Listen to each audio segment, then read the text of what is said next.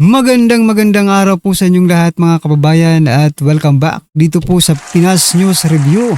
At eto nga mga kababayan, nako, Duterte ulit.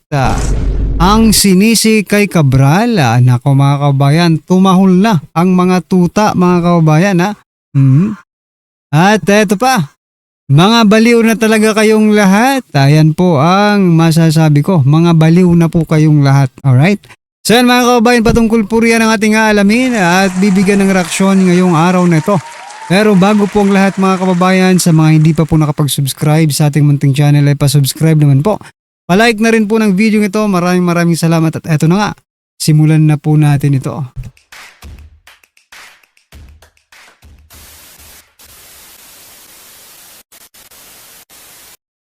So yan mga kababayan, unahin na po natin itong post ni Attorney Trexie Angeles.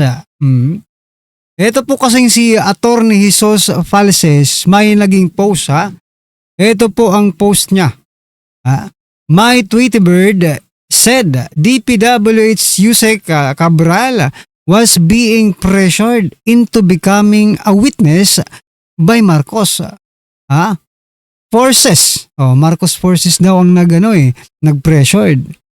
Pero may but counter-pressured by Duterte forces. Aba, anong ibig sabihin nito mga kaubayan? Counter-pressured. Ibig sabihin ba? Sabihin natin, sabi niya, Yusek Cabral being pressured into becoming a witness, talaga ba? Baka yung mga Duterte ang nagsasabi na sige na mag-witness ka na, pero di ba? Sige na mag-witness ka na kasi ikaw naman ang nakakaalam sa lahat. But you know what mga kabayan, no? Kahit anong anggulo mo balik ta rin yung sinasabi ni Attorney Jesus Falsis na ito, no? Wala sa hulog eh. Paano naman magkakaroon ng kinalaman dyan ang mga Duterte? Ang iniimbestigahan ngayon ay yung flood control ng administrasyong ito. Di ba? Ibig mo bang sabihin nagpakamatay si Yusek Cabral dahil pressure ng Duterte? Ano namang ipipressure ng Duterte? Di ba? Parang napaka-unbelievable na po nito. Jesus Falses, are you saying Duterte forces pressured her to commit suicide? Oo nga eh. Yun ang nakakapagtaga. Baliw na yata itong attorney na ito. Diba? Baliw ka ba, sir? Teka lang, bibel na tayo.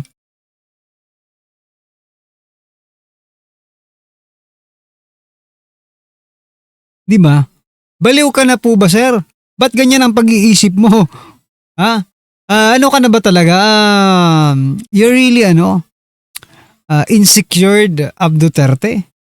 You are really obsessed of Duterte? Kaya ganito. Lahat na lang po ng issue ay mayroon kang kinakabit to Duterte, mga kaubayan. Anyway, ano pong inyong masasabi dyan? I-comment nyo ng baliw to mga kaubayan. No? Nababaliw na yata to. Sa palagay ko lang naman po. Pero kung sa palagay nyo rin ay nababaliw na ito, mag-comment kayo, sabihin nyo baliw ka talaga. No? Anyway, ito pa mga kabayan, isa ring, speaking of baliw, ito. Sobra naman ito sa kabaliwan din ito, mga kababayan. Si Yusek Cabral, sabi po dito ni Trillanes, no? Si Yusek Cabral ang nag-confirm ng 51 billion insertion ni Pulong sa Davao City. What are you trying to point out, Trillanes? Nang dahil kay Congressman Paulo Duterte, naggurgur itong si late Yusek Cabral? Di ba? Sabi po nang nag-post si Pau Pau. Nadamay si Yusek Cabral sa pagtirada ni dating Senador Antonio Trillanes kay Representative Palong Duterte tungkol sa aligasyon nitong insertion sa Davao City. Gate ni Trillanes kinonfirm umano ni Yusek Cabral ang 51 billion insertion ni Pulong sa Davao City. Aba, tingnan mo nga naman yung pagkakakonek-konek ni Talagang tinatahi-tahi ni Trillanes Kaya nga dapat si Trillanes maging mananahi, di ba? Napakagaling siguro ni Trillanes na mananahi, mga kababayan. Okay? Ano pong inyong masasabi dyan? Kasi nililing talaga nila ngayon that Duterte something to do with this issue, no? Na patungkol po dito kay Yusek Cabral. So, wala naman kaming magagawa kung ganyan po ang inyong mga pag-iisip, but masasabi ko lang, mga kababayan, mga baliw na kayo. Baliw na yung mga ito. Hindi nyo ba nakikita yung buti pa yung mga ordinaryong Pilipino, buti pa yung mga karaniwang Pilipino, no?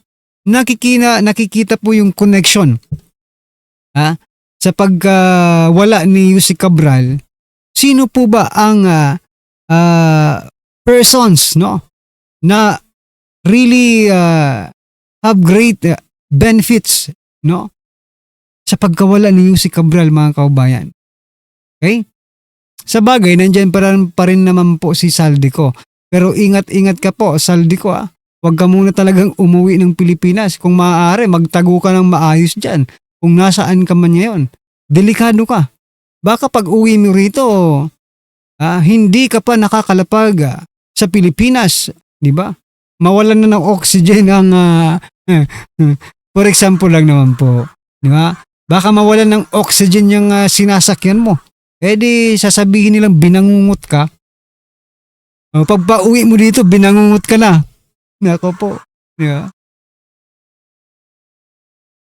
Ito talaga, na-realize ko lang. Sa pelikula lang po natin ito napapanood, pero ngayon nai-experience ng Pilipinas.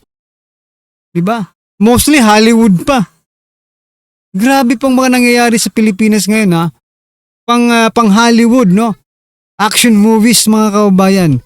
Spice movies. Nako po. Kasi mga ganitong eksena pong napapanood ko sa mga sa mga pelikula, di ba? Yung witness, pupunta sa authorities, tapos at the end of the day, gorgor na si witness, malaya na naman po. Hindi mabubuking yung mastermind. Di ba? Parang ganun, eksaktong-eksakto talaga itong pangyayaring ito, no? One day, mapapanood na lang po natin, nasa pelikula na po ang Pilipinas, no? Yung mga pangyayari sa Pilipinas under President Bongbong Marcos Jr., I think maisa pipelikula ito, mga kababayan. Okay? Grabe. Ito naman po si Yusek si Secretary Vince Dizon. Sabi niya naman po, ito naman si Dizon, kinumpara pa. Problema sa DPWH, ibang level. Kumpara sa COVID, mas mabigat pa sa pandemya. Aray ko po. Eto rin no? Anong gusto mo? Ibalik mo si Duterte para kahit anong mas mabigat pa sa COVID, walang aatrasan yun Di ba? Kung hindi nyo kaya, di ba? Kung hindi nyo kaya, ibigay nyo sa iba na mas kaya. Ganun naman talaga ang dapat, di ba?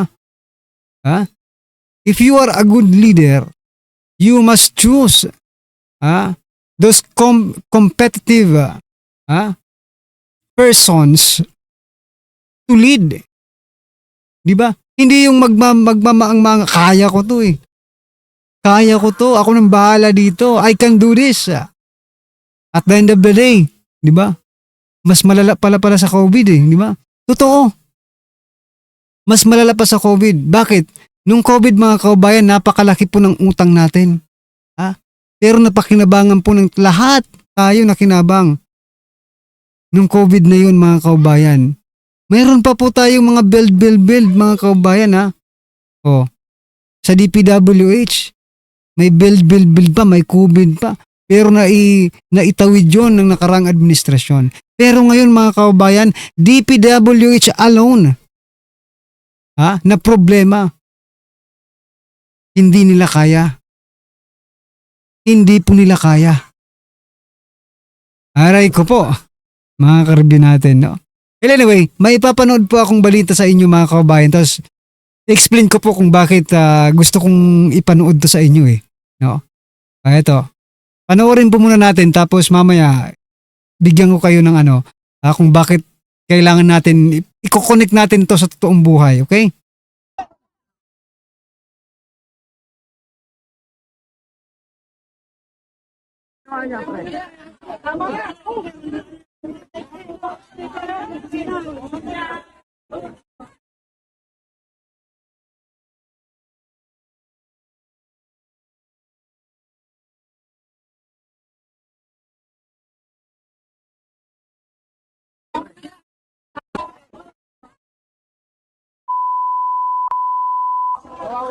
So, ayun Yan nagnakaw sa may sunog. Sa mga nasunugan, nagnakaw siya. Hinuyog po ng mga nasunugan. Yun Kita nyo?